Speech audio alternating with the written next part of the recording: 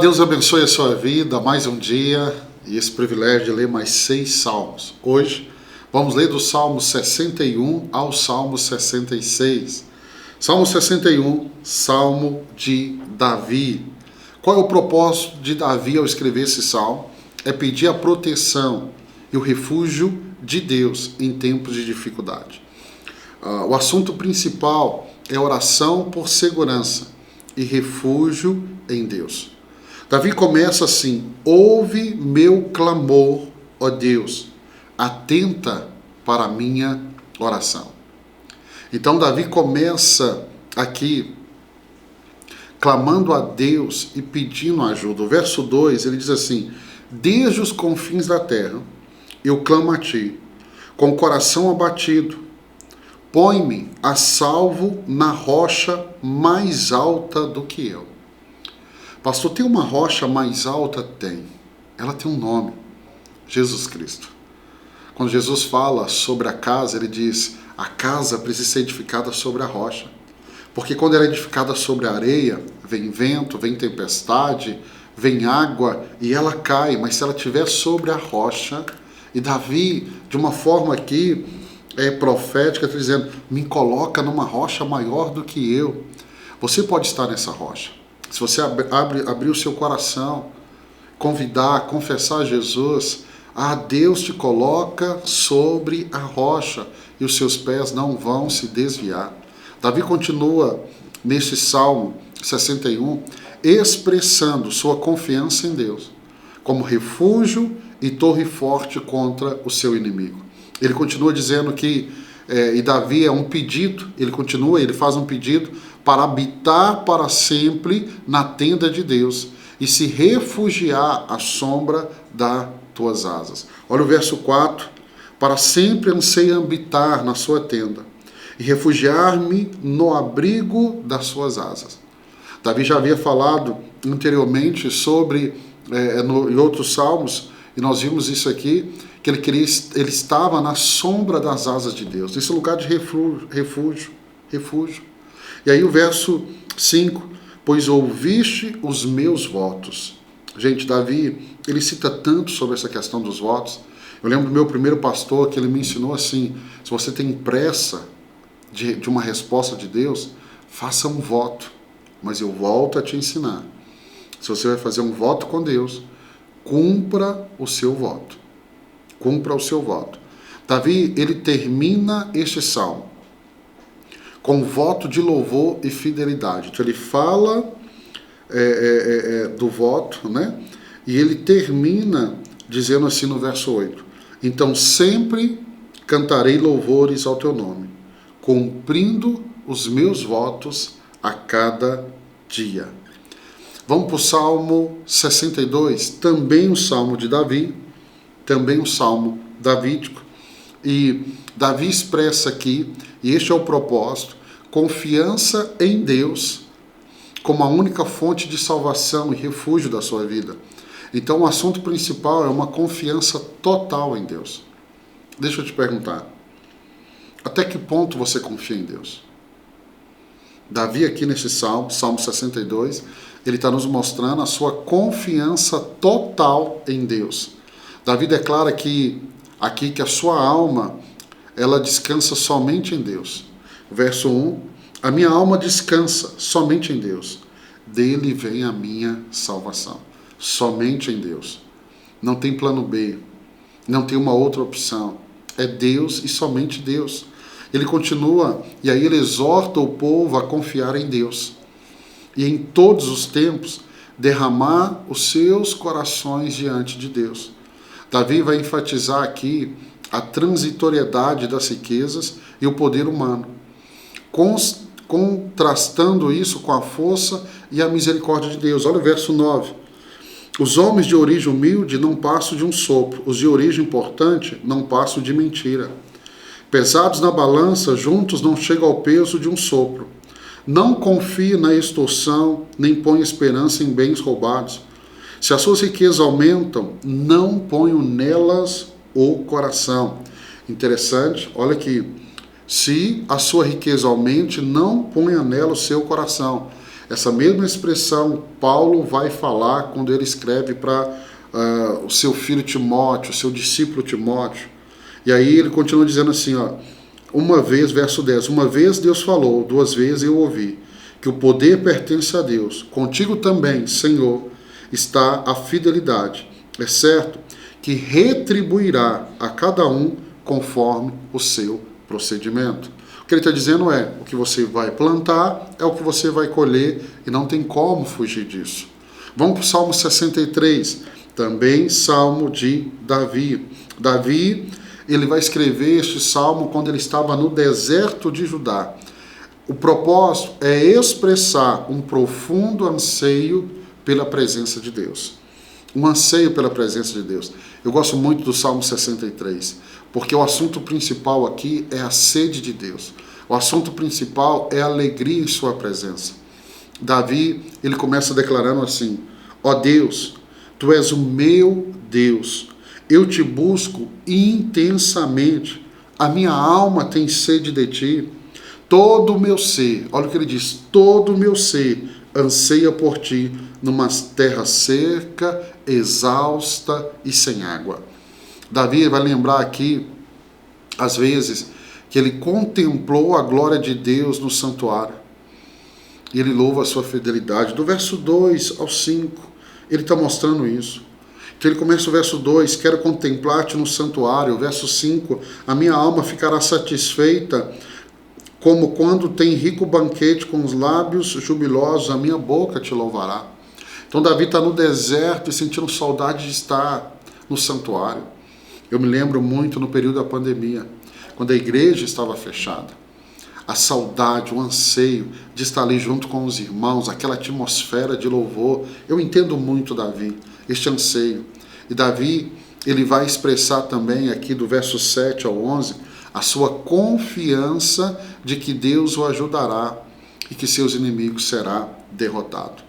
Então, o Salmo 63, ele é muito parecido ao anseio do Salmo 42:1, que ele diz assim, olha, assim como a corça, assim como o cervo anseia pelas correntes das águas, assim a minha alma anseia por ti, ó Deus.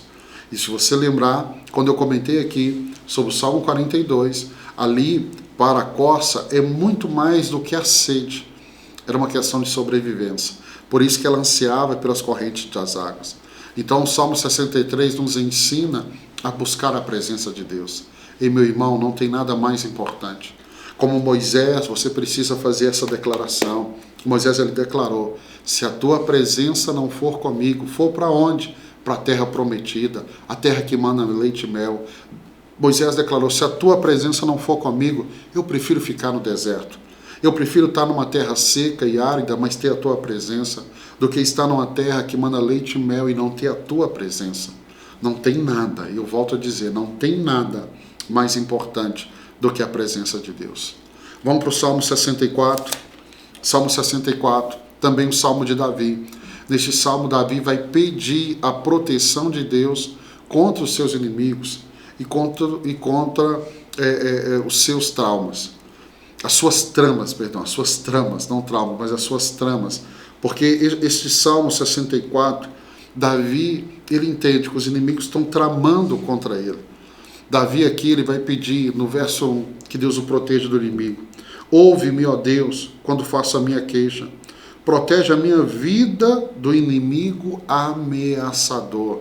Ele vai, no verso 3 ao 6, descrever a maldade dos inimigos, a trama contra eles. E aí do verso 7 até o verso 9, Davi, ele confia que Deus os ferirá com a sua flecha, fazendo com que com seus próprios planos se voltem contra ele. Olha o verso 7. Mas Deus atirará nele suas flechas. Repetidamente serão atingidos. Pelas suas próprias palavras farão cair uns aos outros.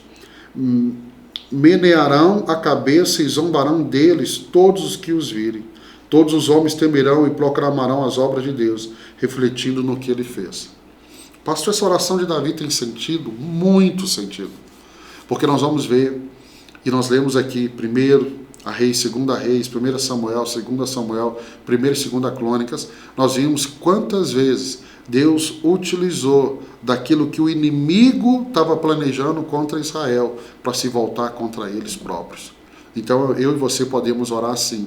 E aí o salmista aqui, Davi, termina o Salmo 64 com uma exortação aos justos para se alegrarem em Deus, se alegrarem no Senhor.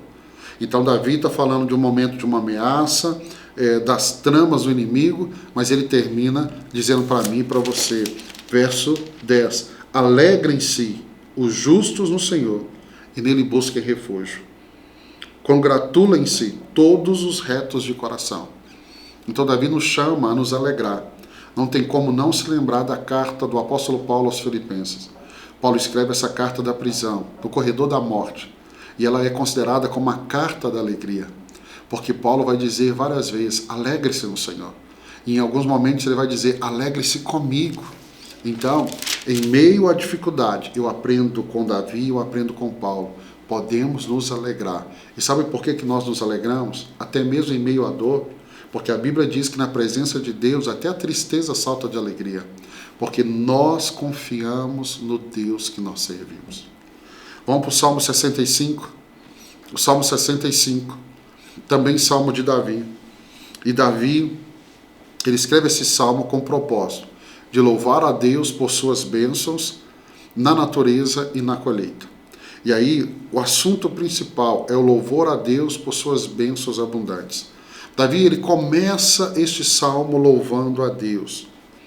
O louvor te aguarda em Sião, ó Deus. Os votos que te fizemos serão cumpridos. Então ele está dizendo somente isso, olha, os votos que te fizemos serão cumpridos. Então, ele continua dizendo que ele, Davi, celebra as obras poderosas de Deus na natureza, que sustenta e enche a terra de abundância. Ele vai continuar, e aí Davi descreve, do verso 9 até o 13, ele descreve a fertilidade da terra e a bênção das colheitas. Olha o verso 13, os campos se revestem de rebanhos, e os vales se cobrem de trigo. Eles exultam e cantam de alegria. Então este salmo é um convite para a celebração a Deus. E aí o profeta Joel, no capítulo 2, no verso 24, nós vamos ver a celebração das bênçãos de Deus na colheita. Joel 2, 24, ele diz assim, as eiras se encherão de trigo, e os largares transbordarão de vinho novo e azeite.